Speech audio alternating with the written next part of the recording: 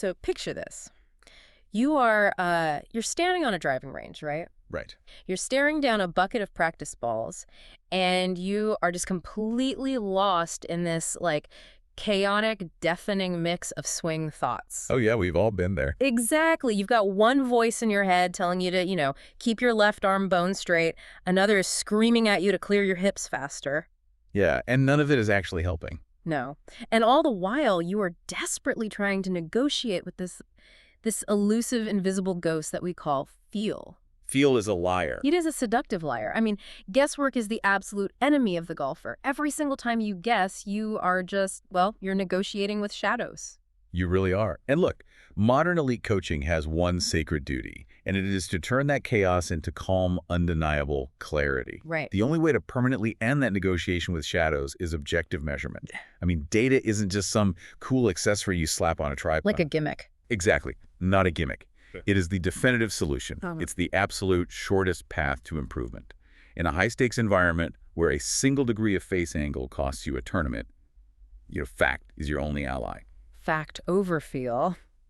Well, welcome to this deep dive. Today, we are synthesizing dozens of elite coaching manuals, biomechanics research papers, and 3D motion data studies. So we're getting into the real science of it. Yeah, we're unpacking the exact system elite coaches use to decode a golf swing and turn it into pressure-proof excellence. And I want to assure you, right out of the gate, this is not going to be a boring spreadsheet lecture. No, absolutely not. This is a blueprint for taking total ownership of your game. Right, because we're going to map out the transition from that fog of subjective observation, Where you're just blindly guessing at what went wrong. exactly, into the strict measuring paradigm. Mm. In this paradigm, data acts as a brutal yet deeply compassionate gift of certainty. I love that. Compassionate certainty. When you stop guessing, you stop wasting the very limited athletic time you have. Right. But before we start, tearing into the 3D numbers, we have to establish the unbreakable rules of how a golf swing actually functions. The foundation. Yeah, the foundation. So think of your golf swing like a criminal investigation. Okay, I like where this is going. The ball flight, right, that vicious, sweeping slice out of bounds, that is your crime scene. Right. The club, at the exact violent moment of impact, is the weapon. Uh-huh. And your body, your underlying biomechanics. That is the suspect. You can't just interrogate the suspect without knowing exactly how the weapon was used to create the crime scene. That is brilliant. And it perfectly illustrates the coaching law, which dictates an absolute unbreakable hierarchy. Which is what? Exactly. Outcome, delivery, motion. Every single lesson and practice session must obey this exact sequence. First, outcome. Meaning the crime scene. Right. What is the ball actually doing in the air? What's the start line, the curve, the strike quality? Then second, club delivery. Exactly. What are the specific impact conditions? The face orientation, the swing path, the dynamic loft, the attack angle. What forced that exact outcome? Okay, so then third is the suspect. Third is body motion. What is the biomechanical engine, the rotation, the tilt, the shift, producing those delivery conditions? So if I'm understanding this correctly, it's a strict chain of cause, effect, and correction. Absolutely strict. So if a coach tries to, say, tweak my hip rotation without first diagnosing what my club face is doing at impact. That is coaching malpractice. Full stop. Wow, malpractice. I mean it. Attempting to change your body motion without linking it directly to your club delivery breaks the chain. You aren't coaching at that point. Right, you're just guessing. You're just telling stories. What? Those stories might be highly entertaining, they might even sound mechanically persuasive, but they're fundamentally disconnected from reality. Okay, so to analyze this chain accurately, we have to trust the evidence we are gathering at that crime scene. Yes, the data has to be pure. Now, I'm assuming this means you can't just, slap a phone on an uneven tee box and expect absolute truth. Definitely not. But I have to push back a little here. Isn't any data better than no data? I mean, if I'm out there filming my swing from a slightly weird angle, at least I'm measuring something, right? No, actually, bad cashier conditions create what we call pretty lies. Pretty lies. Yeah, and a pretty lie is infinitely worse than pure ignorance. Why is that? Because a pretty lie actually convinces you of a false reality. Data integrity is the cold, hard gatekeeper of the winner's circle. Oh, wow. If your camera angle is tilted even 2 degrees, the software might misread your standard hip turn as a massive destructive sway. So I could spend, 6 months trying to fix a sway that doesn't even exist. Exactly. You would be fighting a digital illusion. You need surgical calibration. A clean, static baseline must precede every single session. So we're talking consistent camera distances, stable backgrounds. And above all, perfect target line orientation. The system has to be perfectly aligned with the 3D coordinate system. If the reference frame is unstable, the coaching is a total fantasy. Okay, so let's say the data is surgically clean. We aren't chasing digital ghosts. Right. We still have to know how to actually read the screen, and that requires learning a new alphabet. It does. Because when you dive into 3D motion analysis, you immediately run into terms like the 6 degrees of freedom. Sounds intimidating. Yeah. For you, the listener, hearing that might sound totally paralyzing. It sounds like you need a PhD in biomechanics just to hit a 7-iron. I get that. But the 3D alphabet is actually incredibly elegant once you break it down. A player doesn't need a dense physics lecture. They just need a functional framework. So how do you simplify it? We break the motion down into 3 simple categories. First is rotation. Okay. This is how your body segments turn through space. So your turn, your tilt, and your bend. Got it. And the second? Second is translation. This is how those segments physically shift. Swaying side to side, thrusting toward or away from the ball, or lifting vertically. Okay, and the third category is timing, right? The kinematic sequence. Exactly. Wait, pause there for a second. When you say there is an energy leak in the kinematic sequence, I'm picturing a leaky pipe. That's a good way to look at it. Are you saying my pelvis generates power, but because my torso timing is off, that power literally spills out into the air before it ever reaches the club? That is the perfect visualization. The kinematic sequence is a performance relay race. Energy moves from your pelvis into your torso, down your arms, and finally out into the club head. So if a segment fires early? If your torso fires too early, it drops the baton. The energy leaks out. You end up swinging out of your shoes but hitting the ball nowhere. Okay, that makes so much sense. Now, I want to touch on a massive misconception here about the numbers themselves. Let's hear it. I remember the first time I got on a 3D system, I looked at the screen, saw negative 15 degrees on my pelvic tilt, and my stomach just dropped. You thought you failed. I felt like I was failing a test. Like a negative number is a bad grade. People see negative numbers on a 3D readout and immediately panic. But negative values in 3D data are not a grade. They are not a penalty. So what are they? They are simply directional vectors. They just indicate a direction of rotation or translation relative to your static start position. That's it. Oh, wow. So it's just telling you left versus right, essentially. Exactly. Once you realize the machine isn't insulting you, a magical thing happens. You turn random, chaotic motion into organized, measurable behavior. And the second you can name your behavior, you can change it. Precisely. But, knowing the alphabet is empowering, but trying to read the entire dictionary at once will completely paralyze a golfer. Oh, without a doubt. I've lived this nightmare. You hit a ball, and suddenly a coach hits you with, 20 different swing stats at once. It's way too much. You step over the next ball completely frozen. You literally forget how to initiate your backswing because you're thinking about 20 numbers. Data overload is the ultimate enemy of athletic execution. The elite coaching rule is this: choose fewer metrics, create bigger change. Fewer metrics, bigger change. I like that. Data should only answer 3 questions. Mm-hmm. What is happening? Why is it happening? And what do we change first? Right. If a number on that screen doesn't trigger a clear, actionable decision, it does not belong in the lesson. So how on earth does a coach filter through 50 different metrics in real time while I'm standing there waiting to hit my next ball? By utilizing metric buckets. Buckets. Yeah, we group the metrics and only pull from the bucket that matches your specific goal. Okay, give me an example. If your swing looks incredibly athletic, but your strike is a total mystery, we look purely at the body organization bucket. We track torso behavior, side bend, and lateral motion. And what if my arms are just flying everywhere? If your arms are wildly disconnecting from your body, we pull from the joint control bucket. Mm-hmm. If your contact dispersion is all over the map, fat, thin, toe, heel women, we pull from the head and hands bucket to reveal stability. Got it. And every single one of those buckets has to ultimately report back to the delivery bucket, right? Always. The delivery bucket is the courtroom evidence. Any biomechanical change you make must demonstrably improve club delivery. Otherwise, you're just making a pretty swing that doesn't work. Exactly. By filtering the data into these focused buckets, we keep the athlete functioning as a performer, not a mechanic. Okay, so we've got the buckets sorted out, but how do we put them into practice? Let's put you, the listener, right into the hot seat. Let's do it. Let's call this listener example 1, the inconsistent striker. You are out there on the range and you are chunking it fat, and then the very next swing, you blade it thin across the green. Pure misery. It is pure agonizing frustration. How does the elite workflow solve this? This workflow is the dividing line between true coaching and mere commentary. It operates on a strict, ruthless loop. Baseline, hypothesis, test, decide. Walk me through it. Step one. Step 1. Build a baseline. We do not coach one swing. One swing is weather. A baseline is climate. Okay, I love that distinction. We capture 10 to 15 swings to reveal the true pattern. Then, step 2. Pick one target outcome. Step 3. Select 2 or 3 primary metrics, not 10, just 2 or 3 that expose the root cause. Okay, so in this scenario, let's say the baseline reveals a severe sway issue.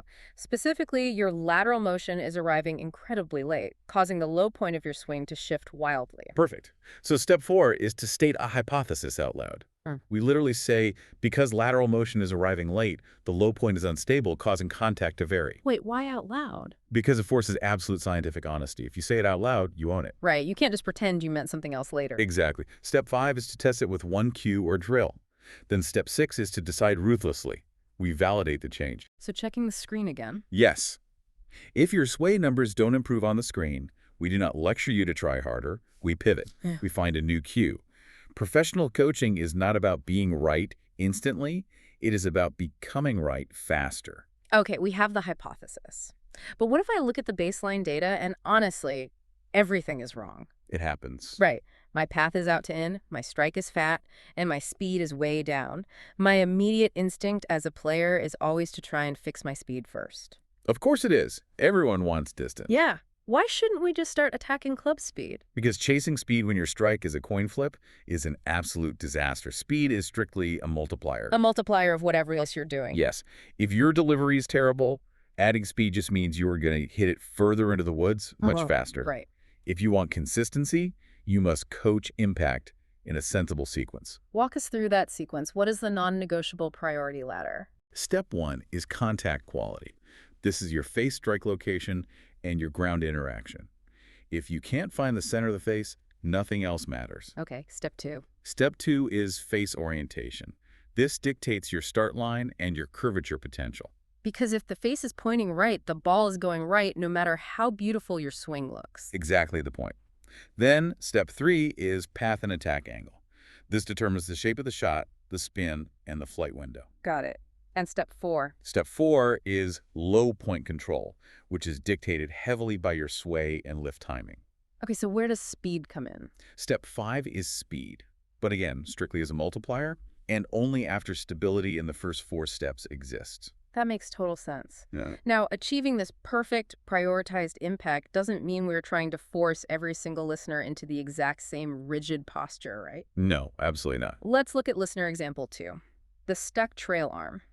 Imagine you're a player with a unique, slightly folded right arm in your downswing. You naturally hold your angles a bit longer. Very common. But a few years ago, a coach looked at you and tried to force you into a textbook, idealized posture. They wanted you to look like a tour pro on camera. And let me guess, it completely ruined your game. Totally ruined it. Right. You lost your speed and you lost your strike. That is a classic, tragic failure to understand bioswing logic. Elite coaching completely rejects the one-size-fits-all model. So there isn't just one perfect swing. There are multiple highly functional ways to swing a golf club. 3D data reveals your unique biomechanics. It shows us whether the relationship between your trail arm and your wrist release naturally makes you a holder or a releaser. Right. So the goal isn't to look pretty for an Instagram swing video. Never. The goal is a functional signature that reduces compensations and perfectly matches your natural body organization. We don't want to break the athlete to fit a rigid model. We want to fit the method to the athlete. I love that. Fit the method to the athlete. But, while we want a personalized swing, there are biological limits to what the human body can endure. Yes, there are physics we can't ignore. Think of the spine like the central tower of a suspension bridge. You can put immense structural load on those cables to generate power. But if the tension is misaligned, the bridge eventually collapses. It breaks down. In the golf swing, that structural load often comes down to one highly misunderstood movement. Sideband. Yes. Sideband is the ultimate dose-response variable in the elite swing. It is the critical link between high performance and long-term physical durability. Performance without durability is not performance. It is physical debt. Okay, explain the physics of that for a second. Why is side bend so critical to making the swing work? Well, think of side bend as a geometric spacemaker. As your hips clear and rotate open, your trail shoulder has to drop. Right. If you don't incorporate side bend, your right shoulder has absolutely nowhere to go but out and across the ball, forcing that dreaded over-the-top slice. I see. Your upper body fails to stabilize. You'll often hang back on your trail leg to compensate, resulting in steep, weak contact. So what happens if a player overdoses on it?